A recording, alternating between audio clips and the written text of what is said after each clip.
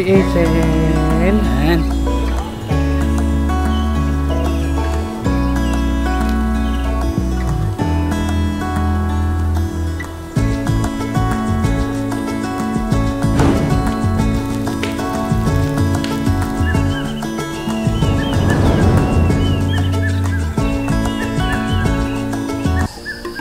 Good morning! Ay, maraming salamat po, Lord, sa magdamag na inyong ipinagkaloob na wala pong aaberya-aberya. Good morning! Isen! Ay! Hindi mo itindihan ang mukha mo, Isen. Aba, nandito pa pala si Master Vlog at saka si Kadumag. Tayo galing Master Vlog! Talagang ang ganda dito sa KFB Farm.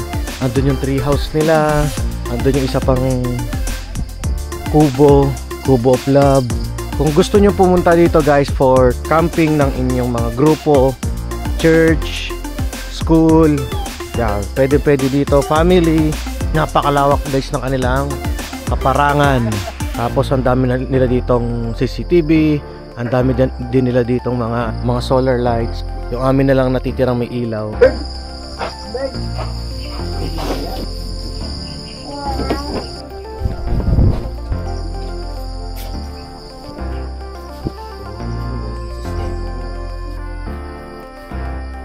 Mulberry.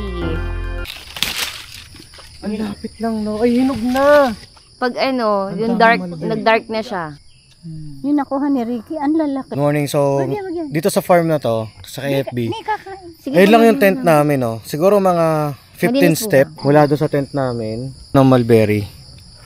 Yan. May bunga siya. Matamis. Kumukulay agad. Baliktad, Aisen. Yung tangkay na yung kinain. Sige, sige. Nahiya ko naman. Nahiya pa. Ano? Mulberry.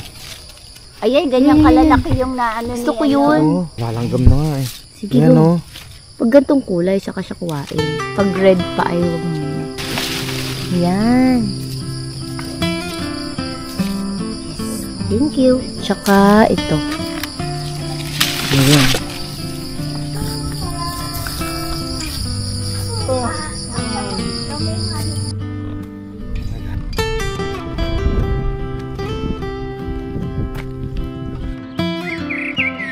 Kasayahan ang bumabalot sa bawat sandali.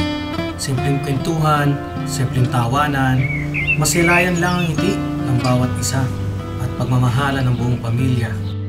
Tunay na kahit maliit na bagay, nadarama namin ang maligayang puso na nag-uugma sa bawat tiklop ng aming pamilya. Basta masaya, ito ang nagtubo sa bawat isa.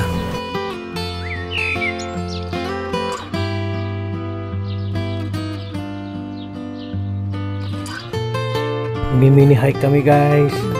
Papunta kami dun sa tulay.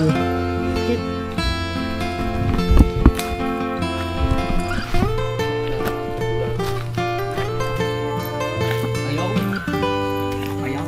Masarap po ito. Lasang Tapos tigil. Para help doon. Para tuloy-tuloy. Wala pa yung likod. Hey you!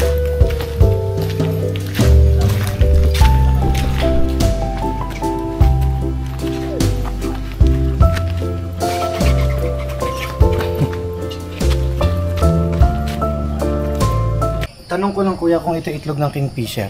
Oh, yan. So ito daw ay itlog ng kingfisher, yung color blue na ibon. Ang dami dito guys, lumilipad. Hindi lang natin makunan sa action cam. Bonfire na kami guys. Ano guys, kapag set na kami. Ang topic po natin, ang message po, care for God's world. At sila'y binasbasan ng Diyos at sa kanila'y sinabi ng Diyos, kayo'y magpalaanakin at magpakarami at kalatan ninyo ang lupa at inyong supilin. at magkaroon kayo ng kapangyarihan sa mga isda sa dagat at sa mga ibon sa himpapawid, ang gawa ng iyong mga daliri, ang buwan at ang mga bituin na iyong inayos. Ano ang tao upang iyong alalahanin siya? Lahat ng mga nakikita natin dito sa mundo, lahat ng ito ay pag-aari ng ating Panginoon.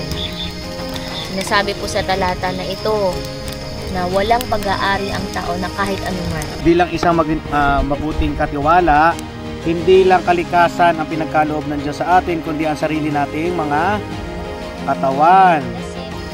May verse dyan na... Ito, sa 1 Corinthians chapter 3 verse 16 to 17. Do you not know that you are the temple of God? Yes. And that the Spirit of God dwells in you? If anyone defiles the temple of God, God will destroy him. Sinabi ng Panginoon kung paano mo aalagaan yung katawan mo. Yung Amen. katawan mo physical, para mapanatili itong healthy at maging maayos ang buhay mo araw-araw. Ito yung binigay niya mga klase ng pagkain, inumin, yung mga hindi dapat kainin, para mas ma-utilize mo ang katawan mo. Nilikha kasi ang tao sa kawangis ng ng Diyos. So, ibig sabihin, ang ating pagiging pisikal, nakaanyuan, kaya tayo ay banal. Kaya napakaganda na ang tao ay ginawa niya talagang kumbaga manager ng buong sanlibutan. Sa mula ng ating mga ninuno na si Eva at Adan, so nagkaroon dito ng jurisdiction ang tao. Yun ang plano ng Diyos sa atin. Napakaganda ng plano ng Diyos sa atin na tayo ang mamamahala ng earth, tayo ang katiwala or steward ng earth. Yun talaga ang original plan ng Diyos sa atin nung hindi pa nagkakasala si Eva at Adan. Tangan nga lang, nagkasala sila kasi meron dong puno na test ng pagkakilala ng mabutit masama. Alam na natin ang istorya na si Eva ay natukso ng ahas, which is si Lucifer na naging Satan. Ngayon, tayo ay nabubuhay na kung saan ang earth na ito ay nakakapalooban ng kasalanan pa. Bagamat maganda nakikita ngayon natin ito, pero ito ay nababalot pa rin ng kasalanan. Hindi ito yung original na earth.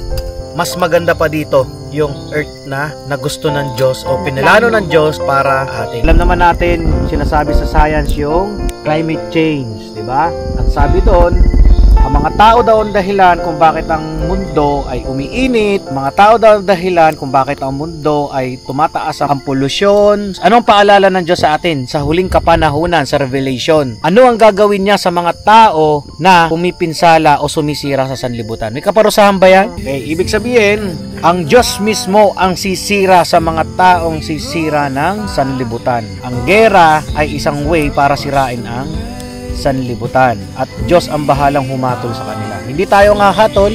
Good night, guys. Good night. Good night. I'll hold them now forever. This we know, the cornerstone is Christ alone. I'll hold them now forever. Good night, Senyor. Kailangan natin dito kayo. Good morning! Good morning, Aisen. Morning po. Wake up! Wake up, Dad! Wait, Wake up! Wake up, Dad! time check.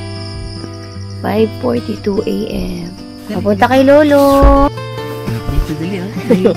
Ang kanyang pajama. Oo. Mamaya natin bubuksan yan. We're going to deflate na our bed.